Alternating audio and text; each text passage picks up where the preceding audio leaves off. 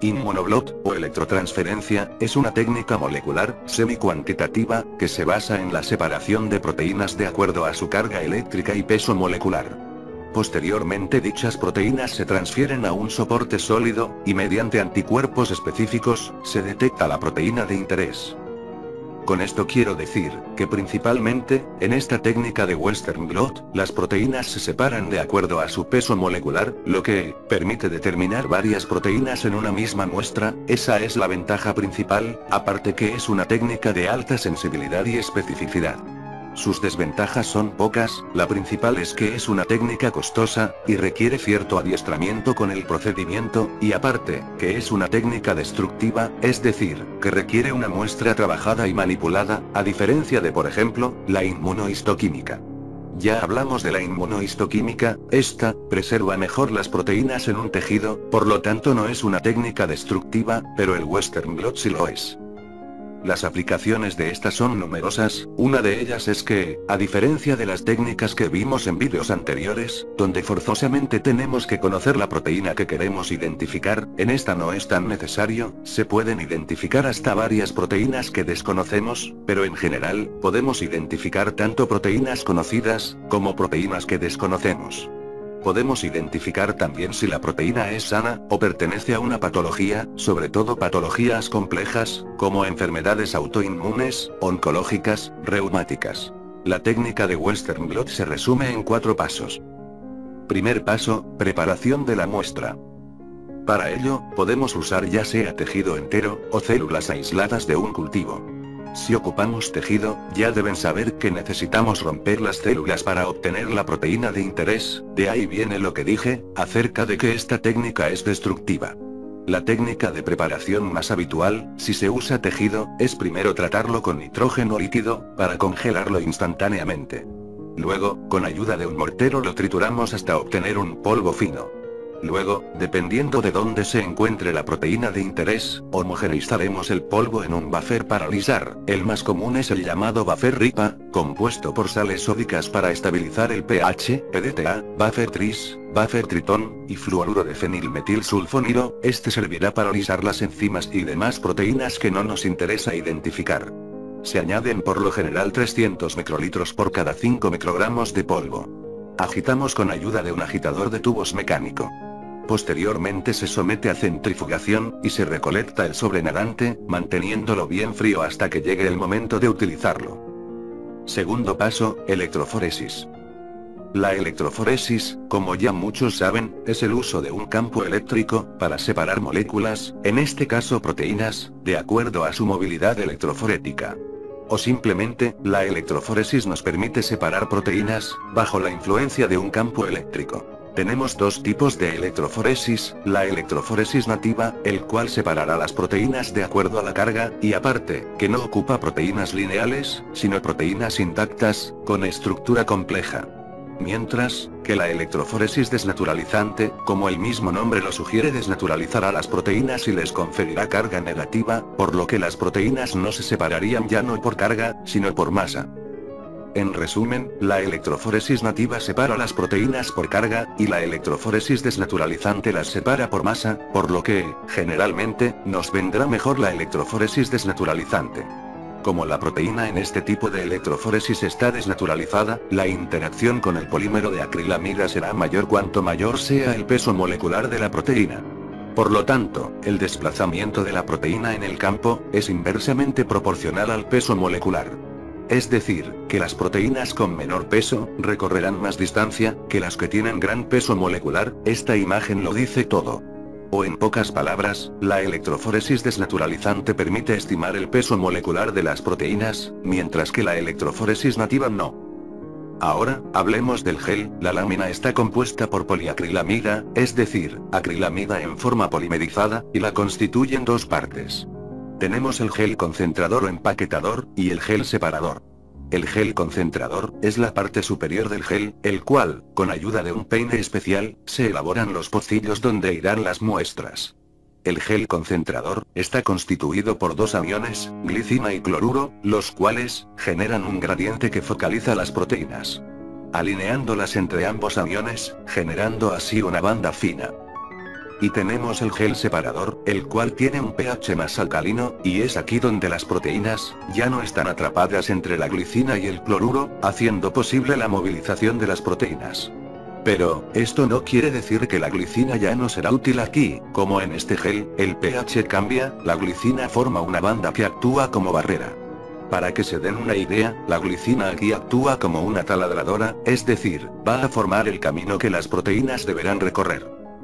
Ahora, volviendo al protocolo de procedimiento, ya las proteínas están libres en un medio. Como siguiente paso, nos iremos por la electroforesis desnaturalizante. Aquí, las proteínas necesitan sufrir una desnaturalización, es decir, tenemos que romper las estructuras tridimensionales de las proteínas, y convertirlas a proteínas lineales. Para ello utilizamos un tampón de carga, compuesto por sulfato sódico, el cual desnaturalizará la proteína y la recubrirá de carga negativa, requisito esencial para el siguiente paso, y el mercaptoetanol, que romperá los puentes disulfuro, para así hacer que las proteínas se comiencen a separar en función de su peso molecular.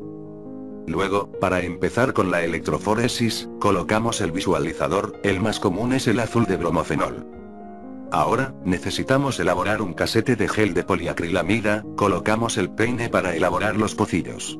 Lo incrustamos en una cámara con dos soportes sólidos, colocamos el medio líquido para el gel, y colocamos la cámara en la cubeta electroforética, y conectamos los electrodos.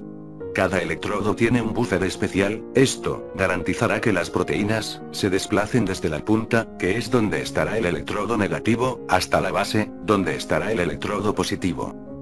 Y si se preguntan qué son esas rayitas de colores, son un carril control. Las múltiples rayitas de este te dirán exactamente cuál es el peso molecular de las otras proteínas. Tercer paso, transferencia. Necesitamos transferir las proteínas a un soporte, esto es debido a que el gel es difícil de manipular. Tenemos dos tipos de transferencia húmeda y transferencia semiseca. La transferencia húmeda funciona mejor para proteínas grandes, pero es más tardado. En cambio, la transferencia semiseca es más rápida, pero, como no hay un medio húmedo, la membrana puede secarse, así afectando la transferencia de proteínas. Por lo que, la transferencia húmeda nos servirá mejor. Ahora, para montar la transferencia, colocamos el gel, y encima de este, colocamos una membrana de nitrocelulosa, colocamos papel filtro a modo de un sándwich, colocamos unas esponjas igual a modo de un sándwich, y finalmente, unos soportes metálicos conectados a electrodos. Las proteínas se desplazarán hacia el polo positivo, quedando atrapadas en la membrana. Para garantizar que la transferencia se realice correctamente, hay que mantener una temperatura de 4 grados. Cuarto paso, inmunodetección.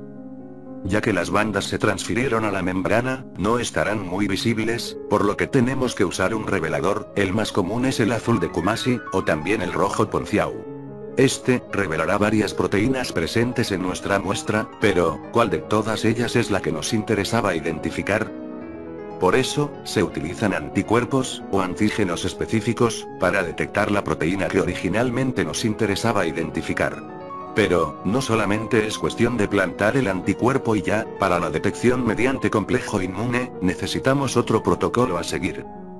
Primero, necesitamos bloquear los lugares de unión que han quedado libres tras la transferencia. Para bloquear, se utiliza la albúmina de suero bovino, con buffer tritón, o caseína de leche. Con este paso, las proteínas se unirán a todos los lugares en la membrana que no estén ya ocupados por las transferidas procedentes del gel, así, el anticuerpo solo se unirá a su antígeno específico. O simplemente para no revolverlos, el bloqueo con albúmina, o con caseína de leche, sirve para bloquear los sitios donde no hay proteínas, así evitando que todos los anticuerpos que pongamos después se planten en donde no haya proteínas, así evitando resultados erróneos. Ahora sí, podemos añadir el anticuerpo primario, y agitamos con ayuda de un agitador de placas, para favorecer la reacción. Luego, tras cumplido el tiempo de incubación, realizamos una serie de lavados.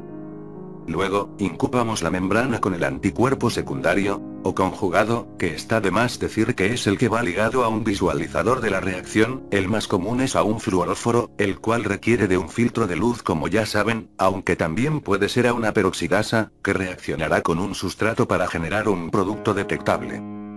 Lavamos otra vez, y estamos listos para la interpretación de resultados.